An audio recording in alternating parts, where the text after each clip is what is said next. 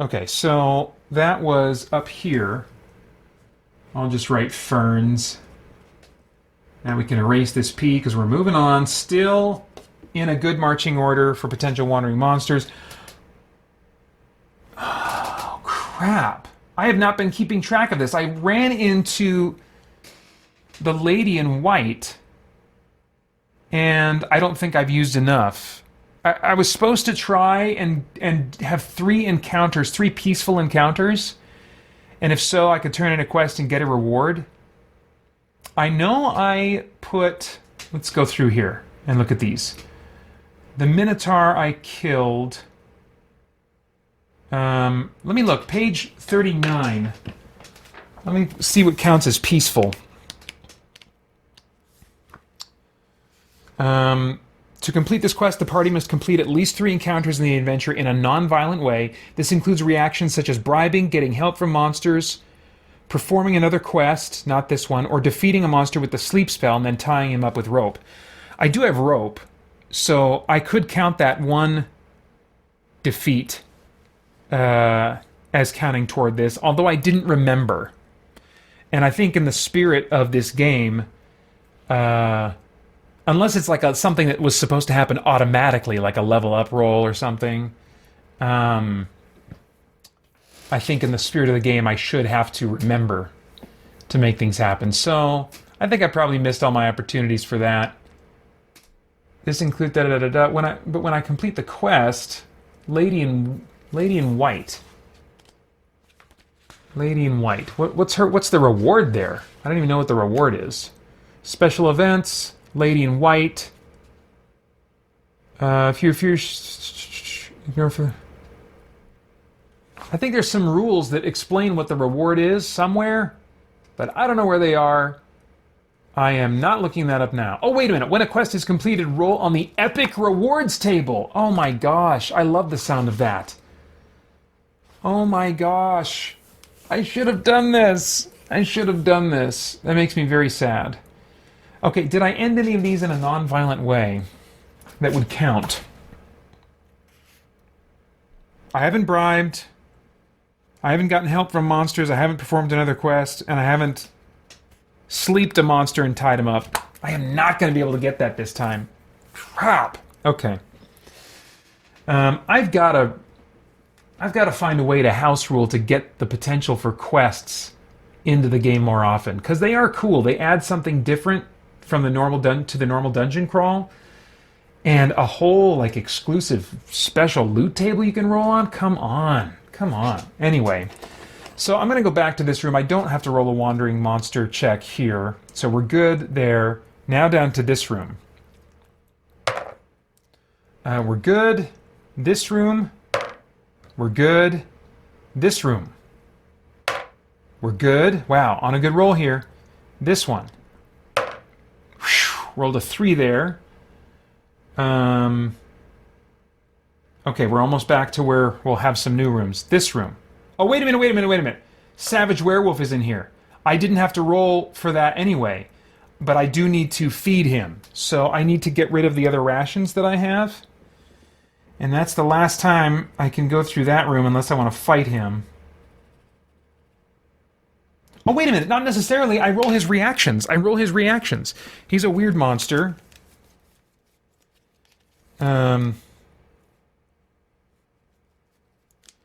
So I roll his reactions, and on a 1 or 2 I bribe him with food. Otherwise, he lets me pass. Oh, he lets me pass, so I keep those rations. Great. Keep those rations.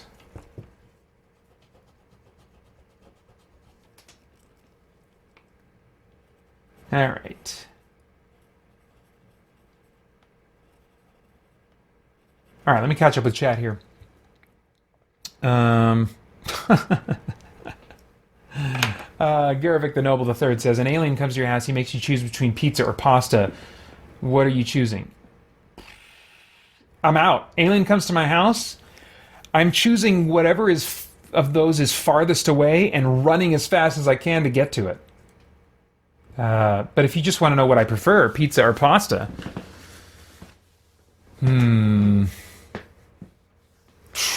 If I get to choose the pasta, I say pasta, specifically lasagna. Otherwise, I'll go pizza. I do love pasta, but I mean, I'm not carbing most days. I keep my carbs under 20 grams per day. And so enjoying full breaded pizza and all the goodness of pasta is pretty unusual for me these days, even though I do love them both. I like spaghetti, but if I'm going to carb, I really want it to be great carbs that I love for it to really be worth it. So that'd probably be my choice. All right. So we're just here, got past the savage werewolf without having to bribe him again. Let's do a check here. And we roll a 3. So yeah, we're good. And now here. 4. We're good. I cannot believe we made that whole stretch. That was wonderful. So now I'm going to reorganize my guys to switch rows again. So my tough guys are up front, and we are finally going to explore a new room. We'll go here and see what kind of room shape we get. It's going to be a 12. Oh, pretty simple. Pretty simple and straightforward.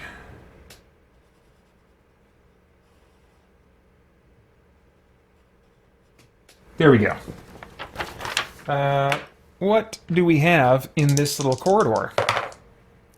6. And in a corridor, that means we're rolling for vermin. Let me check if there's any interesting room details. No, not for this room. Oh, 4 on D4 means I do roll for room details, which I do, but I roll a 6 for room details. Sorry, I've been messing that up. So let's see here. Okay, no special things going on in the room. This is, I said vermin, is that right? Yeah, vermin. Okay, so let's see what we got going on. Bone picker rats again? Well, since I'm streaming, for the sake of variety, let's do skeletal rats instead. Alright. These guys hopefully won't be too tough.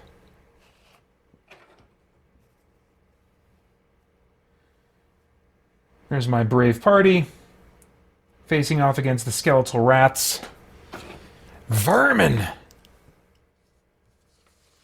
If ever there was a creature that could be called vermin. We have not had, well, we haven't had rats in a long while. It's been as much as a year or more now, but for a little while we were getting rats. Not in the house, thankfully.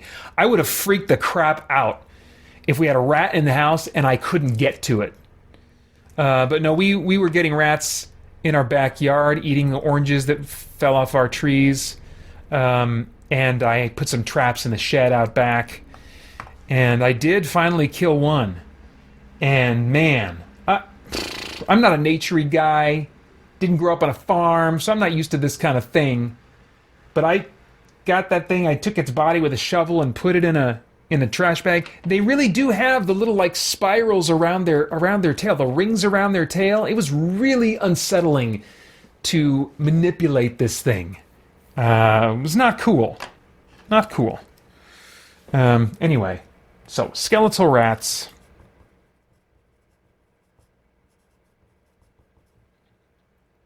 Their level is 6. And how many? 2d6. Could be quite a few. Not too many. 5. I think we can deal with that. I'm trying to remember if I fought these particular types of rats before. They just have 1 attack, no treasure. That sucks, but that's pretty typical for vermin. Let's see what they got going on. Crushing weapons attack them at +1. Oh, nice. Nice. Who has crushing? The rogue, his sling counts as crushing. Elderast, if he uses his staff, is crushing, but he's not going to be able to reach him. The cleric has a mace. That's a crushing weapon. Nice.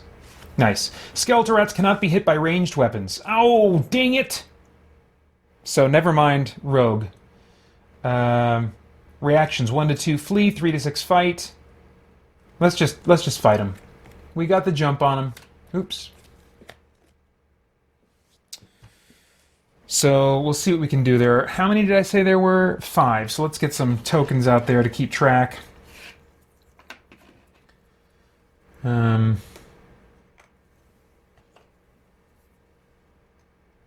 we're in a room. That's right. Wait, are we in a room or are we in a corridor? We're in a corridor. So I've got these guys in the wrong spot.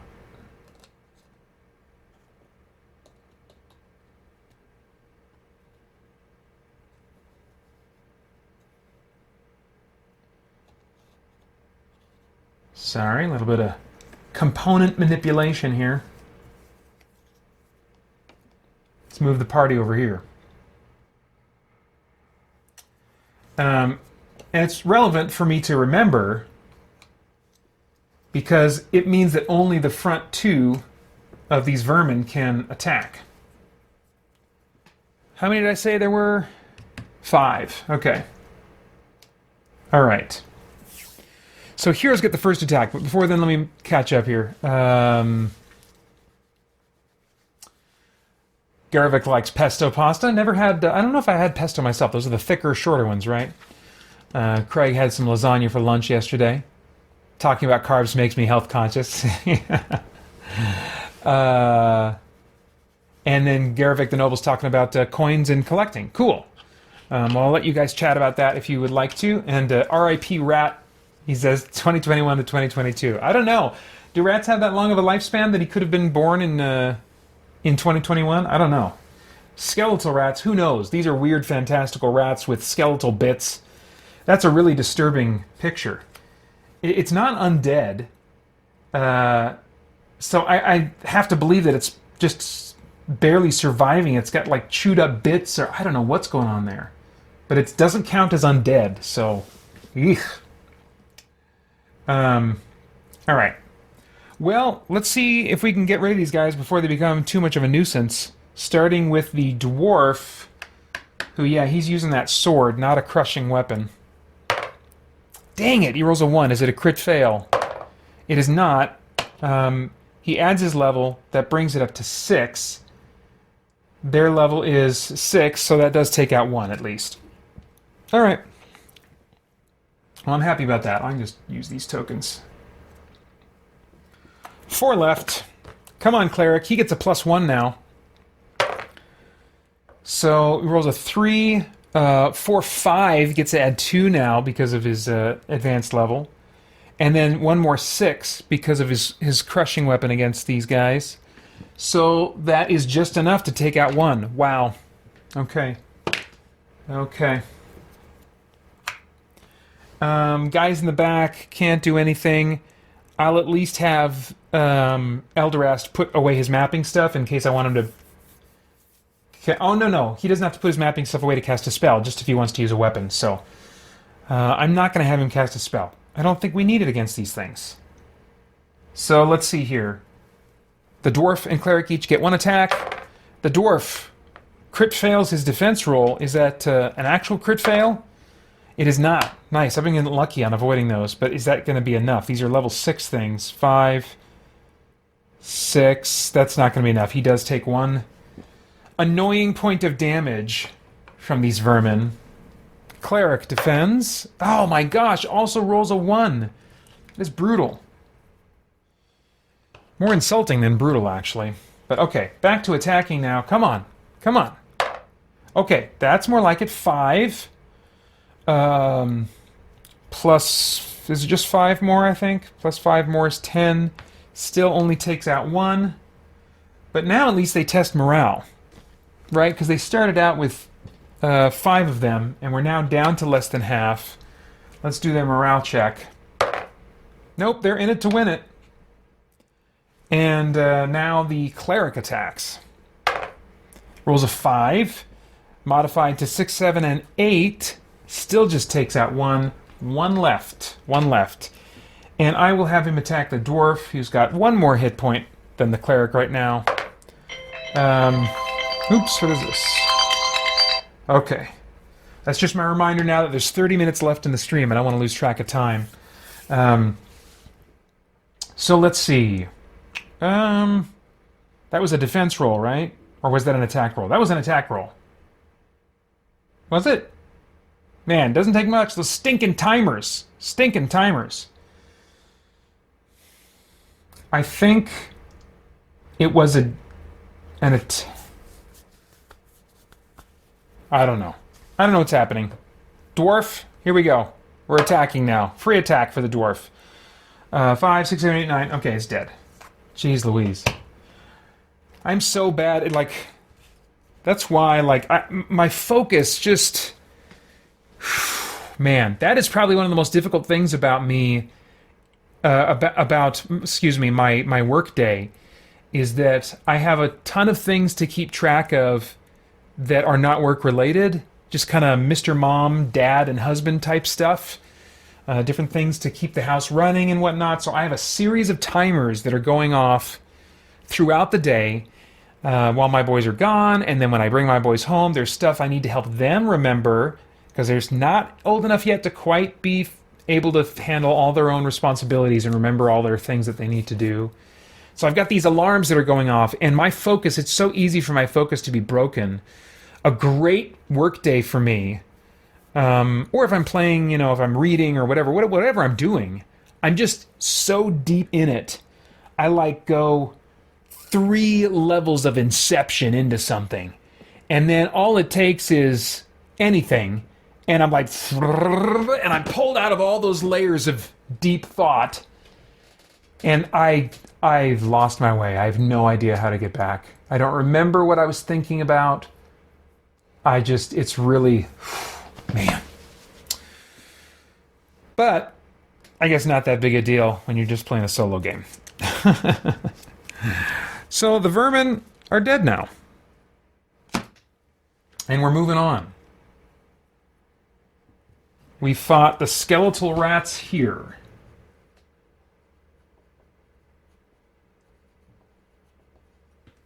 All right.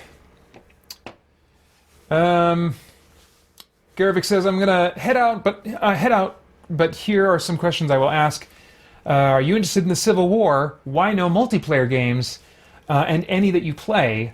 Oh, and Ground Branch, from what I saw, might not be multiplayer, sorry. Okay. Well, thanks for coming, Garavik. If you don't catch these answers now, this will be archived later on if you have to go.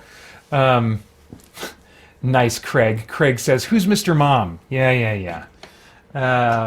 Mr. Mom, kiddos, is a movie that's almost before my time, too. Like, I barely remember it. But Michael Keaton was in a very well-known movie, probably his most famous role up to that point, playing Mr. Mom. It's a movie that would not play today. It wouldn't be as relevant today, because it's just a lot more common for moms to be breadwinners instead of dads. You know, there's just a lot. It's just more of an egalitarian type society today. Still, there's room to grow in that area, of course, but there's just lots of traditional roles that aren't as common anymore. But the comedy was this guy who's this businessman lost his job, and his wife is the one who's able to get a job while he can't. And so they swap roles. He stays home and takes on all the responsibilities of cooking, cleaning, taking care of the toddlers at home, taking the kids to and from school, all that kind of stuff. And it's a comedy that's just about him hanging on by the skin of his teeth and realizing, just how much his wife does. And just, I think that's probably part of the moral of the story is just how valuable she is to their family and keeping their family running. But it's all played for comedy. And then, of course, Michael Keaton was cast as Batman, and there wasn't an internet back then, but I remember in magazines people being like, what? Batman is going to be played by Mr. Mom? So anyway, when I talk about being Mr. Mom, that's what I'm talking about. Holly, my wife, is the breadwinner for us and works pretty close to full-time hours each week, while I work probably 3/4 full-time doing Spirit Blade Productions and Christian Geek Central stuff, and then the remaining time is, husband, Mr. Mom, households, just whatever gaps need to be filled in, while my wife is working and while we still need to get the house, functioning for our family. So anyway, Spider-Dan 1985 says, I got that reference. Great movie. And I'm going to get back to Garevik's questions. Spider Dan says, if I recall, him and his wife are on the rocks, and at the end, one of the kids has an accident and ends up in the hospital or something, and brings them together again. Oh, that sounds vaguely familiar. I saw it once, and it once all the way through, and I was too young to really remember the movie. Since then, I've only seen clips of it, and been reminded of some of the basic skeleton of the story. So yeah, maybe it'd be worth going back to and watching again. But yeah, Garevik, let me get to Garevik's questions. Are you interested in the Civil War? Sadly, I'm not. I'm just into more imaginative, fantastical type nerdy stuff than real world type nerd interests like Civil War, and because Civil War fans can definitely be nerds with all the Civil War reenactments and stuff. I'd be much more interested in like fantasy LARPing than doing a Civil War reenactment. Why no multiplayer games? There's a bunch of reasons for that. One of them is a character flaw that I have where I care too much about. I tend to base my self-worth on my performance, and so it's really demoralizing. I really have a hard time with losing playing against other people. And that's something that I've taken baby steps of growth in over the years, but it still continues to be something that is just like a real drag. And so my free time is very precious. I could spend it challenging myself to grow in that area of my character, but that's probably not going to help me recharge in some of the ways that I, kind of count on my free time doing for me. Then again, sometimes maybe I should put on my big boy pants and just use my free time in that way. I don't know. I go back and forth thinking about that. But yeah, and then it makes that problem all the more relevant because I suck at games that require hand-eye coordination, quick reaction times, things like that. And most multiplayer games are action games.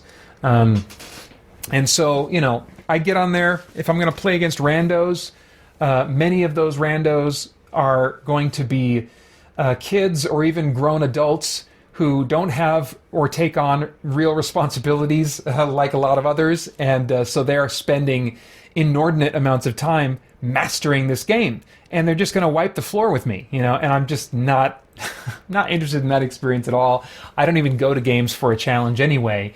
And so I think one of the appeals of multiplayer is you can finally take on worthy opponents, since human opponents are always going to be stronger than AI. And I don't go to games for that, to have a challenge, to take on worthy opponents, that kind of stuff. That's not my interest at all. But any that I do play, in the rare case I'll do some random co-op with randos in Monster Hunter World Iceborne. In fact, I did just last night and the night before, because I'm grinding for a very specific type of thing that I'm like, I could probably grind for this, but the battles would take twice as long. I might spend 45 minutes doing it and then fail, and then it would feel like wasted time.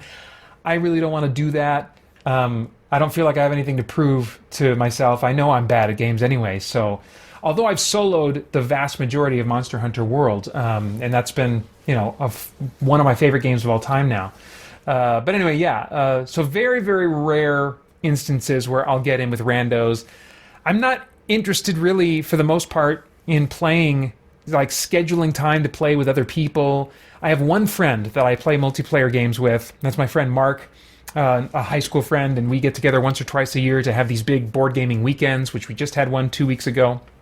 So I will try to make appointment gaming times with, but other than that, I'm just not interested in that kind of gaming. My lifestyle doesn't lend itself to that as well either, because I've got boys and a wife who might need me at any given moment, and so I can't really get into a recurring like weekly or even necessarily a monthly. I could probably do monthly, but I certainly couldn't do a weekly, like, hey, every Tuesday night, I'm unreachable, family, I'm doing this, and we can't pause this game. So, I mean, like, there's just multiple reasons upon reasons why multiplayer games are just not a good fit for me. So, okay. So, I'm going to get back into it now. And actually, you know what?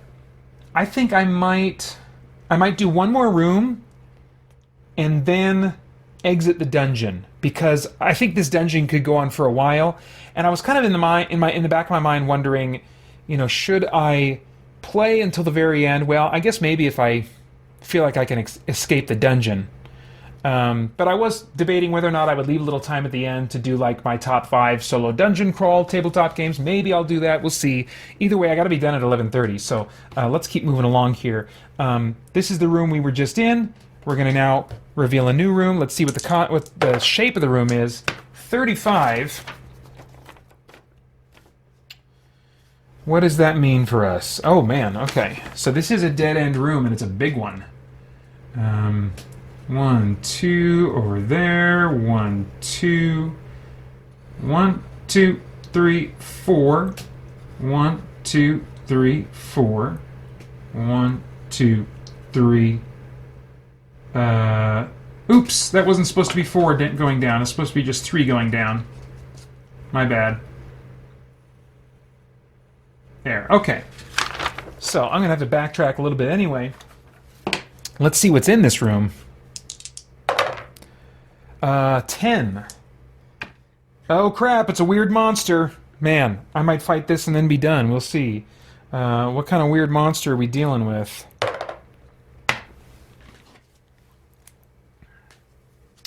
One, 2, 3, 4. A mist dragon. Dude, and I just got that bonus for my dwarf to make him better against dragons. So, awesome. Great. Okay, let's get my guys set up here.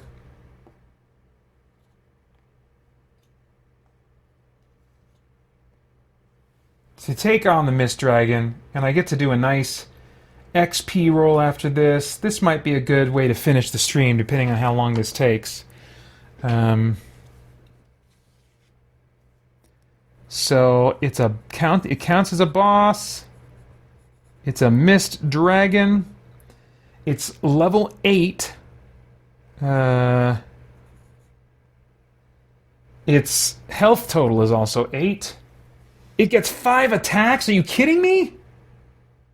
And it has 2 treasure rolls. So that's pretty cool. But what do we got going on here? This is very scary. It counts as a dragon, so that's great. It rolls morale at +1. Unless an alter weather spell is cast as a free action. All attacks and spells on the Mist Dragon have a 2 in 6 chance of failing. All attacks and spells. Failed spells are still spent. Halflings may use luck to reroll blah blah blah blah blah. When the Mist Dragon loses half of its life, its level decreases by 2, not 1. Reactions. 1 sleep, 2 to 3 bribe, which is going to be 250 gold or 1 magic item. 4 to 6 we fight. I say we fight. I say we fight, and then this is going to, either way, I'm going to be limping out of the dungeon after this. Good gravy. But I do get to attack first at least, so that's great. My dwarf, D6 +5, but +1 more against dragons. So it's going to be +6 against this dragon. Come on now. Come on now. And what's this thing? All attacks have a 2 in 6 chance of failing. So I need to roll a D6 every time along with this. And if I get a 1 or 2 on that as I roll my attack, the attack fails. Ridiculous. Okay, attack succeeded to... I mean, I don't know if it'll do damage. 4 + 6 is 10. Its level is 8. So it does 1 damage. Oh my gosh. Oh my gosh.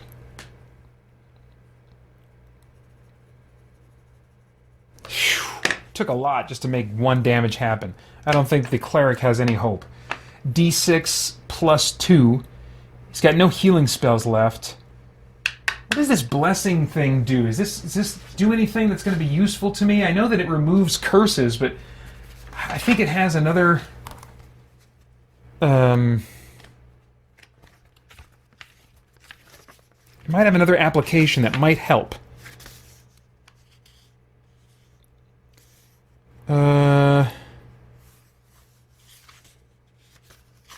Where are the spells? Spells. 49.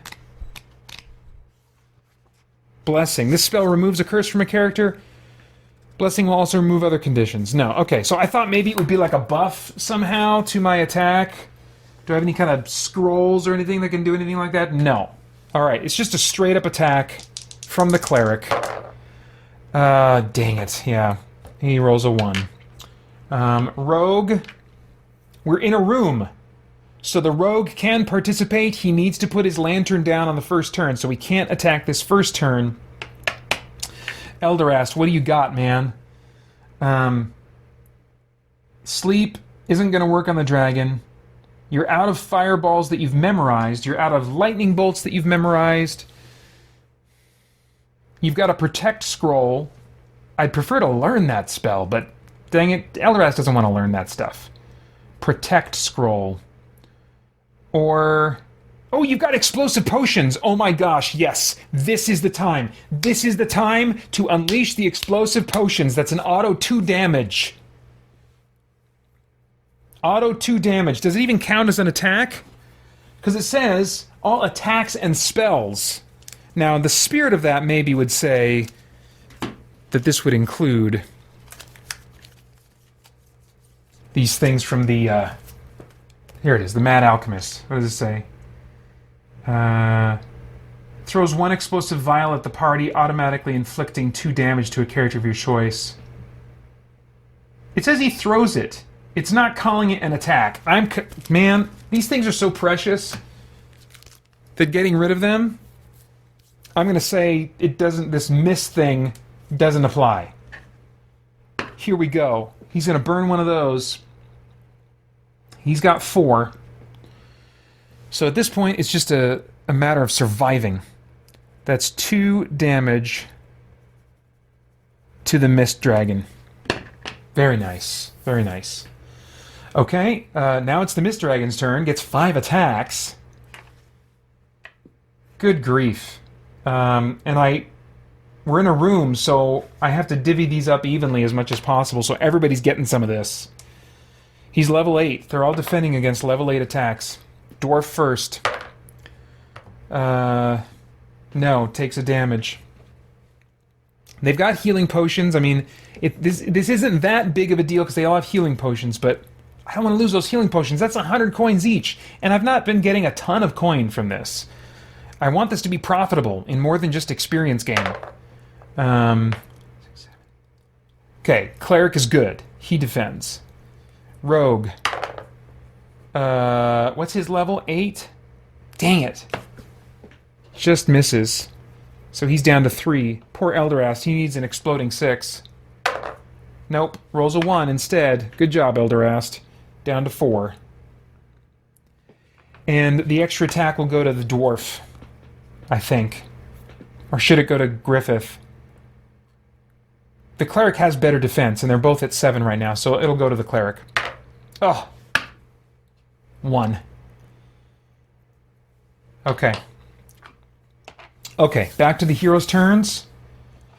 I think I can finish this guy off. Yeah, let's finish this guy off. Come on, dwarf. What you got? 3 plus 6? 7, 8, 9. So that does 1 point of damage. This thing is nasty. If I didn't have those potions, those damaging potions, I'd be in some serious trouble here. Cleric completely biffs his roll. Rogue put down the lantern, and he also has 2 of these explosive potions, so he is going to throw 1. That will take the Mist Dragon down by 2 more. So he's down to 6 now, which lowers his level by 1. Actually, no, by 2. So he's gone down from level 8 to level 6 now. I'm thinking, should I blow another explosive potion? Yeah, I've got enough. I've got enough. Let's do it. Let's just blow another one. And this is Elderast. And he finishes off the Mist Dragon. We get to roll on the treasure table twice. First roll is a 5, which means 3d6 times 10 in gold. Oh, that's a terrible roll. So I got 90 off of that. But it's jewelry, so I get 20% bonus. So it's 90 plus 18 is 108. 108 plus 156 is 2 something. I'm terrible at math. 264. I think. That's what I'm going to say. And that's what I'm going to do. Okay, so that was the first roll. Second treasure roll is a 3. Random spell scroll. No. I've rolled a 3 multiple times. I'm not getting another one of those. I don't even remember what it is. I rolled a 3 again. No. 5. All right. That's what we're getting this time. Whatever 5 is. Page 50.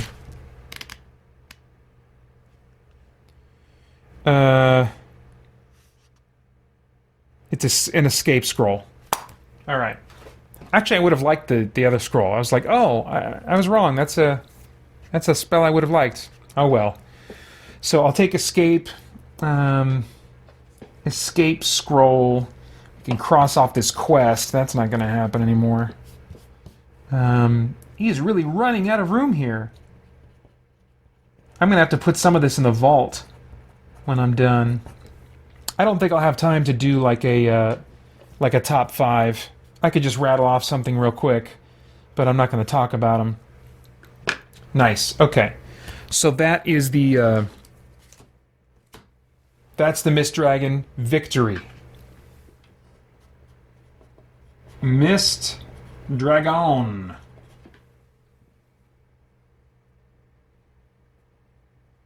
All right. So that's where we fought the Mist Dragon. I need to reorient my party now because we're heading out. So we'll roll for here. See if we get a wandering monster. We did not. Roll for here. If not, we're in the clear. We are in the clear. Okay, so I made it out of that dungeon. So what was my final kind of like rewards? I definitely picked up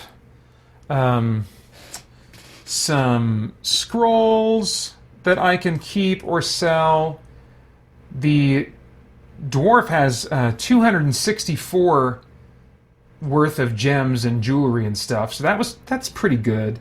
The cleric is carrying 110 gold coins. We got some explosive potions out of that trip. I'm not sure if I have less or more than I started with. I think I have one more than I started with, and it's being carried by the rogue right now. I'll probably swap that over. But some of these other scrolls that the wizard picked up, I think I'll put those in the guild vault, but I'll do that another time. So I will just kind of wrap up by maybe having just a few minutes answering any questions you might have, if there are any of you that are still in the chat that have any questions or topics you want to touch on. But other than that, talk about my top 5 solo tabletop dungeon crawl games. And right now, if I think of it, I will maybe put some images of these games up in the archived version of this, but not during the live stream. And I don't want to go over and grab the boxes right now. But let me just write a few down. Let's see. Sword and Sorcery, Immortal Souls, Hero Quest, 4 Against Darkness, One Deck Dungeon. I'd count the original Doom as a dungeon crawl. Rogue Dungeon.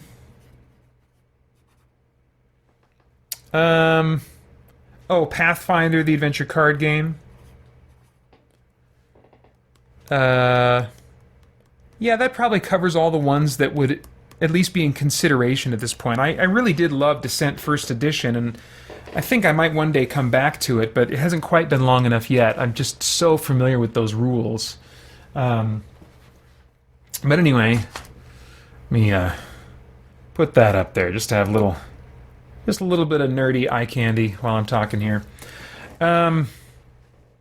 Yeah, I'm going to go in reverse order because I think right now it would be easiest for me to say that right now, like just thinking right now, what solo tabletop dungeon crawl would I be quickest to want to play? And easily that's going to be 4 Against Darkness.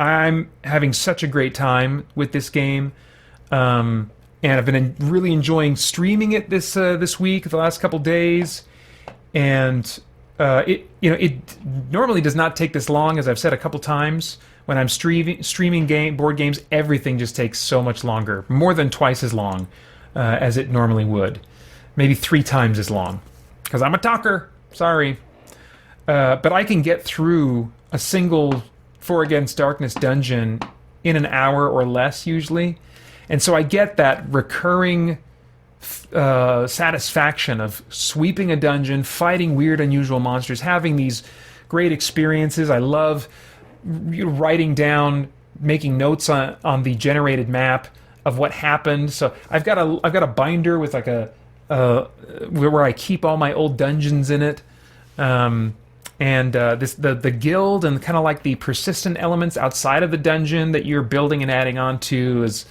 I mean, there's just a lot that this game can be that it is not in just the base game right here. That's like $13 or whatever. You really do need to add other things to it, either things created by users that you can get for free online at Board Game Geek or on the For Against Darkness Facebook group, or by buying official stuff, which I've done a fair amount of that as well. But I feel like I'm just starting to experience and enjoy the potential of For Against Darkness as a solo tabletop dungeon crawl. Really having a great time with that. So that's easily my number one. What would be the second game I'd be most interested in playing? That's tougher. Pathfinder Adventure card game I would normally easily be my number 2 because it's been my number 1 solo dungeon crawl for a while. But I'm playing the Mummy's Mask base campaign, and there are some mechanics in that I don't enjoy, that actually make me hesitant to explore the locations in some ways. And exploration is a big draw for me in these types of games.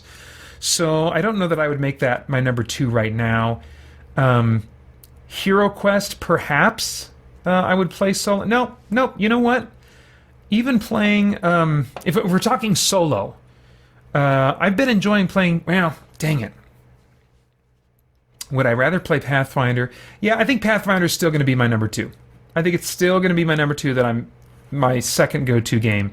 In third place, though, I do think would be Hero Quest.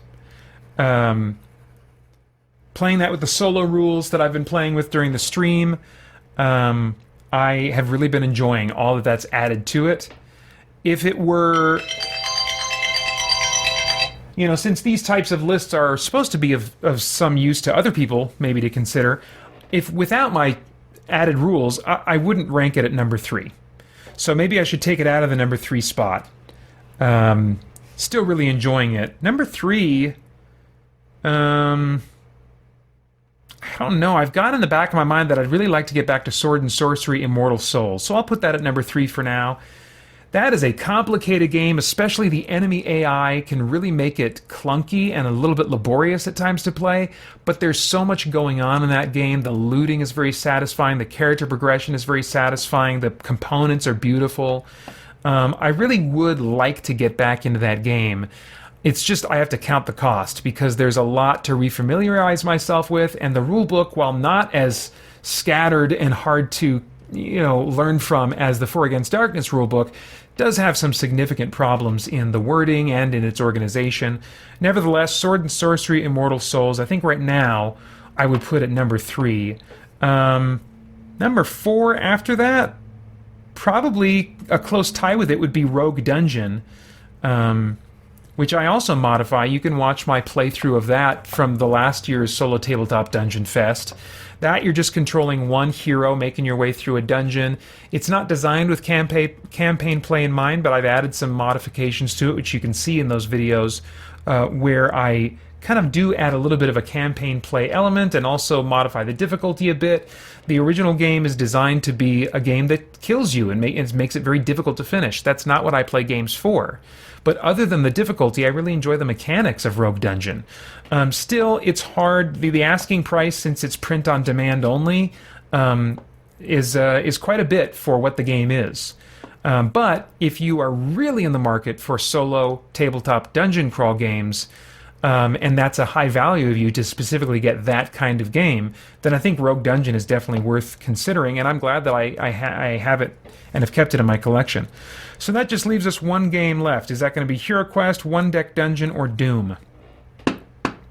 That's tough. That's tough. I think playing by myself, I would not play Hero Quest without my rules modifications. With my rules modifications, it would be somewhere significantly higher on this list. But without, I wouldn't play it with my solo rules without like all the things, the modifications that I had to, all the monsters and the rules and stuff. You know, I suppose I have put those rules online, so maybe arguably that is something that's available to you if you wanted to experiment with those as well. And Hero Quest is in a new printing now, so it's fairly accessible. So maybe I should have put it higher up on my list. Yeah, let's go ahead and do that. Let's shift my whole list. So that is going to make Rogue Dungeon number 5, Sword and Sorcery Immortal Souls number 4, and I think that's where I would put Hero Quest, is at number 3, keeping Pathfinder the Adventure card game at number 2, and Four Against Darkness at number 1. Now, when I finish Mummy's Mask and move on to Wrath of the Righteous, which I also have that base set and all of its expansions, because I was really into PACG a couple years ago and just bought this stuff up while it was still in print. Now, maybe I'll feel differently when I get to Wrath of the Righteous, because it doesn't have all the same mechanics that are kind of bothering me about Mummy's Mask right now. So maybe that would take the throne again at number 1, but I don't know. But for now, I would say number 5, Rogue Dungeon. Number 4, Sword and Sorcery Immortal Souls, I would want to play. Number 3, Hero Quest with all my additions and modifications and solo rules. Which again you can find on Board Game Geek, and I will, in the archived version of this, it's not in the live stream if you're watching, but in the archived version of this, I will provide the link, so if you want to see my rules. I don't recommend that you play with them, I'm play testing them as I go, but if you want them as a starting point, you certainly have access to them. Look at the archived link below, the link below the archived version of this video. So that's Hero Quest at number 3, and Pathfinder Adventure card game at number 2, and Four Against Darkness, which, holy crap, this game kind of took me by storm. I may be making a proper review of it soon, or at least a review, if not a proper one, sometime soon. We'll see, but have been having a great time with that one. Thank you guys so much for coming out, those of you who joined in the chat. And for those of you watching the archived version, thank you for watching. Craig, just wrapping up, says, thanks for the week, Paeter. I enjoyed it. So glad to hear that, Craig. All right. Well, that's it. In January, I think, is when I'll do my next solo tabletop series of live streams. Just a more broader theme of solo tabletop games, as opposed to specifically dungeon crawls. But I suspect there's going to be at least one dungeon crawl in that live stream series coming up in January. But that is all for now. Thank you so much. Talk to you later. Bye-bye. For more chat about geek entertainment, answers to your questions, and news from the wider world of Christian geekery, get the Christian Geek Central podcast today on iTunes and other podcast services.